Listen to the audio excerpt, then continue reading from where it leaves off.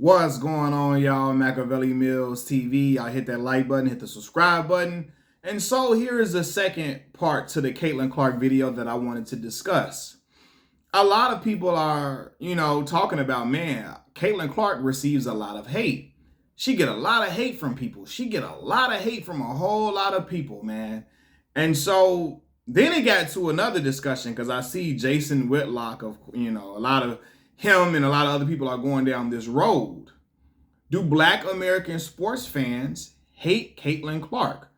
He like, yo, a lot of black folks can't stand her. They rooting against her every time. Why they always rooting against her? Why they don't want her to win? Why they don't want her to be successful? First, that is, I see a lot of people that black folks that do cheer for Caitlin Clark.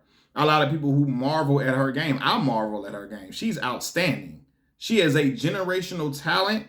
She is going to be the catapult for women to get paid much more than they get paid now because she's going to drive up revenue for these teams to be able to get more money. You know what I mean? To be able to pay women. They're not going to be paid the same as men, of course, but they're going to be paid on a higher scale than they are now, right? And with her game, listen, man, she deserves all the praise and the accolades because she is outstanding, right? But then, there are some black folks who don't root for her, who root against her often, who root against her all throughout the tournament, all throughout the regular season. And some people want to wonder why that is. So me as a Black American man from the south side of Chicago, Illinois, with black parents, I'm talking about like my mom and them, my father was born in Mississippi. My people are rooted in America, Black American folks. I want to explain why you see some black folks who root against Caitlin Clark. Okay, well, because of Black American folks, our history of being marginalized, degraded, spat upon in America, we are conditioned as black folks to root for black folks first. We are. Like, I'm gonna just keep it a buck. We are. That whole thing started when we root for black folks. That started as a response to the plight of our people here on American soil. Right? We saw people you got prejudice thrown our way, racism, Jim Crow laws, all of these things where, we saw redlining, all of these things where black folks have been pushed out of society. HBCUs were created because black folks weren't allowed to go to the predominantly white institutions. I am a graduate of an HBCU from my undergraduate degree, Mississippi Valley State University. Now, I did go to a predominantly white school for grad school, Arkansas State University, but my undergraduate years, 4 years, were spent at a HBCU. I am a member of a fraternity, Kappa Alpha Psi Fraternity Incorporated, which was a organization started to help black men recognize that they can be more than just laborers and custodians, etc. They can be lawyers, dentists, doctors, educators, business entrepreneurs, etc., journalists. And this organization, Kappa Alpha Psi, was started in the Ku Klux Klan backyard in Indiana, right? And so it was started to help black folks, rise above oppression, etc. With our history of being oppressed in America, our response, where every time we see black folks, we rooting for them. We rooting for them. My grandmama is from Mississippi, man. She grew up in Cleveland, Mississippi.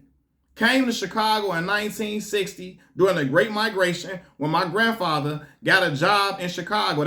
At that time, my grandmother came from Waynesboro, Mississippi. She married my grandfather. They was living in Waynesboro. They moved to Chicago in 1960. My father was 5 years old, okay?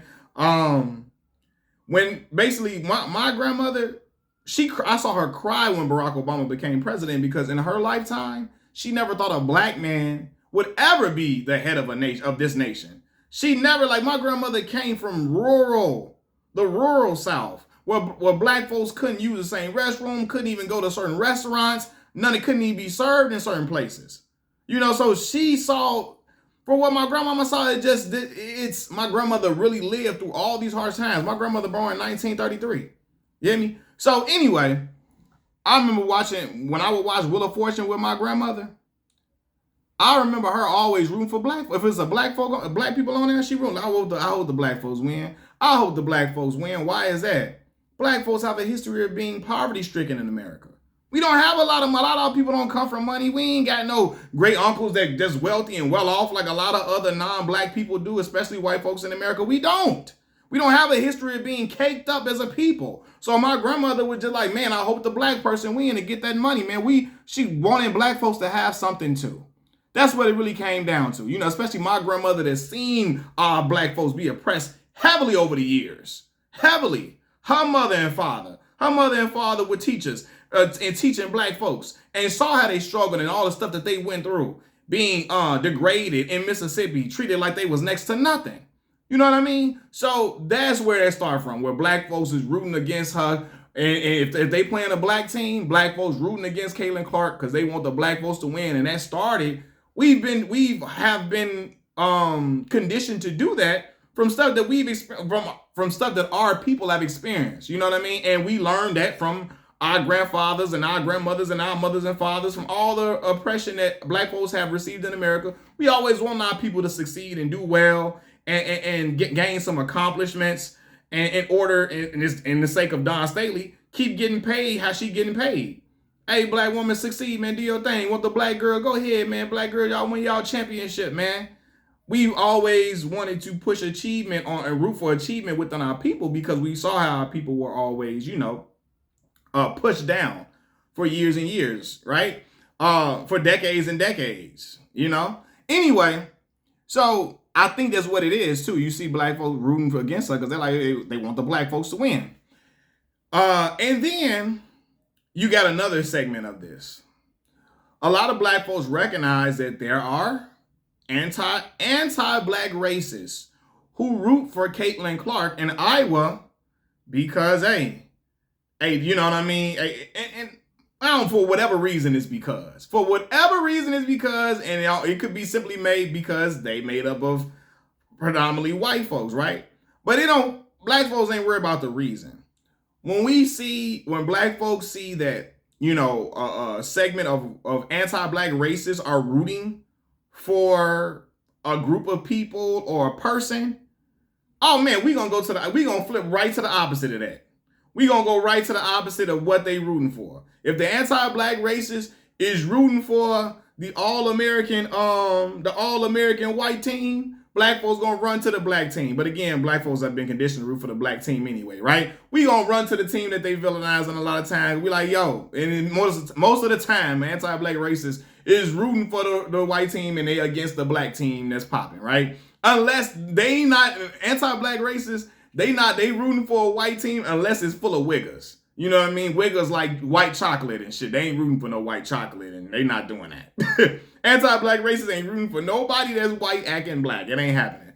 So then you saw a lot of black folks rooting against Caitlin Clark because they saw, oh man, anti-black racists rooting and rallying behind Caitlin Clark, and they're like, oh no, we gotta we over here on this team. We over here with this team, and in particular, black folks began to root against Caitlin Clark when black folks saw how at times Angel Reese was unfairly maligned, how she was criticized and scrutinized, and she was, talked about when she trash talked compared to Caitlin Clark, when she did certain stuff, like when Caitlin Clark waves off, what's the girl named Raven Johnson, she ain't shooting, she ain't know nothing. When Caitlin Clark doing all of that, and she not getting a lot of hostility and backlash, and when black folks saw Angel Reese getting raked through the coals for doing that, getting raked through the coals by anti-black racists who root for Caitlin Clark, it was over with.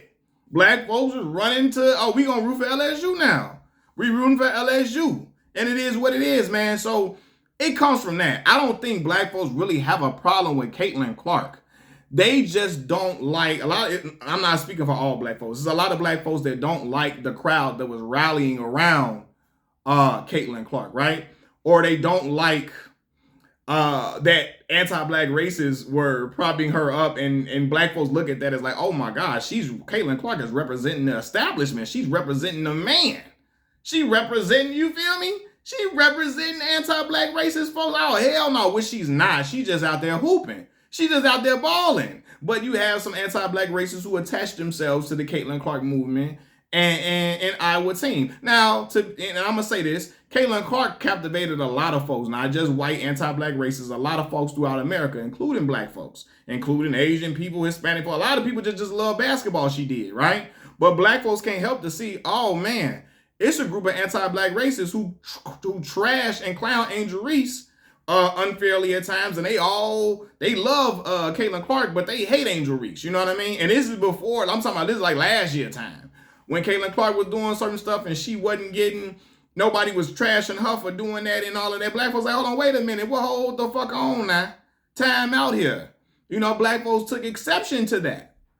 And so they like, no, man, hold on, y'all trashing Angel Reese, we got to go over here with Caitlin Clark. Now let's go to the last prong of this. The last prong of this is that sometimes when you're a generational talent, when you're worldly great, regardless of your race, people just gonna hate. It come with the territory. LeBron James is a black American athlete. I'm talking black American. He black, you know, and stays within the culture and uplifting black culture, whether it be hip hop music, black movies, black music, black R&B music, black actresses and actors. He always upholding them. He with a black woman, you know, he got a black agent, put all his black friends in position to make money with all of them. And black folks in America still throw salt on LeBron James, still can't stand him, still hate his guts, right? Because he's just a great athlete who a lot of people root for, and who a lot of in the establishment, there are some in the establishment who like him. You know, some that don't, of course, especially when he talked that pro-black talk and he talks about police brutality against black American people. LeBron alienated a lot of the establishment, a lot of the probably anti-black racist conservatives who always used to love him until he started speaking out against police brutality, right? But it's a lot of black folks that can't stand LeBron guts.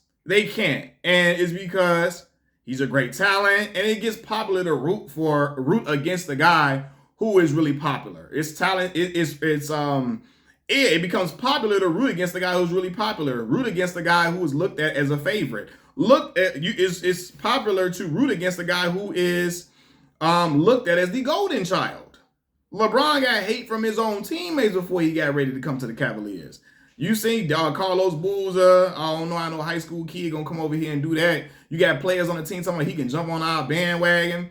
I mean, he can jump on our bandwagon. You can't be no 18-year-old kid coming in here, elevate, and lift no team up. You can't do that. It's people that was throwing salt. Then you got black folks call LeBron all type of crybabies, all type of bitches and pussies and all type of derogatory terms and all of that.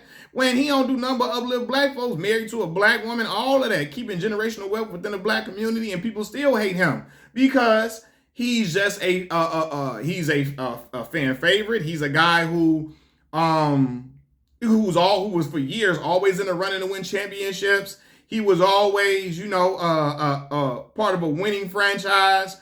People hate people who win a lot, or people say LeBron didn't win a lot. He only got 4 championships, but that's a lot in basketball, regardless of what people say. But he was a favorite, and people hated the favorite. So it comes across all those prongs, rather than just black folks hate